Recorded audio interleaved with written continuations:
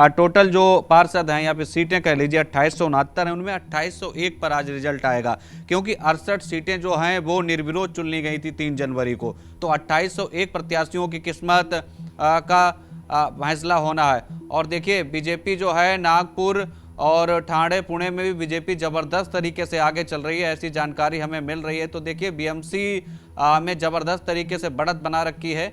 तो अब देखना होगा कि किस तरीके से ये फाइनल नतीजों में तब्दील हो पाता है। लेकिन जिस तरीके से तस्वीरें अभी निकल कर सामने आ रही हैं, ये बहुत कुछ बयां कर रहे हैं कि बहुत बड़ा उलटफेर भी आज हो सकता है। लेकिन कहते हैं कि जिसकी सत्ता होती है राज्य में, ज़्यादातर अमूमन चाहे पंचायत के चुनाव हों चाहे नगर निकाय के चुनाव हों, जलवा उसी पार्टी का दिखता है। अभी हमने देखा पंजाब में देखा पंचायत समिति के चुनाव हुए, बाकी राज्यों में भी हमने नगर निकाय के चुनाव देखे। जहाँ जिसकी सत्ता वही अमूमन ये चुनाव जीतता है। उसके पीछे कई सारी वजह हैं, लोगों को उम्मीदें होती हैं। तो देखिए बीएमसी की बात करें, मुंबई की बात की जाए तो देखिए मुंबई में जबरदस्त तरीके की यहाँ पर सियासी टक्कर देखने को मिल रही है, क्योंकि बीजेपी अकेले 25 पर है। और तो दूसरी तरफ अगर बात की जाए तो कांग्रेस 2 और जो ठाकरे बंधुओं की पार्टी है वो 20 सीटों पर आगे चल रही है। तो जबरदस्त तरीके से इस वक्त बढ़त बना रखी है।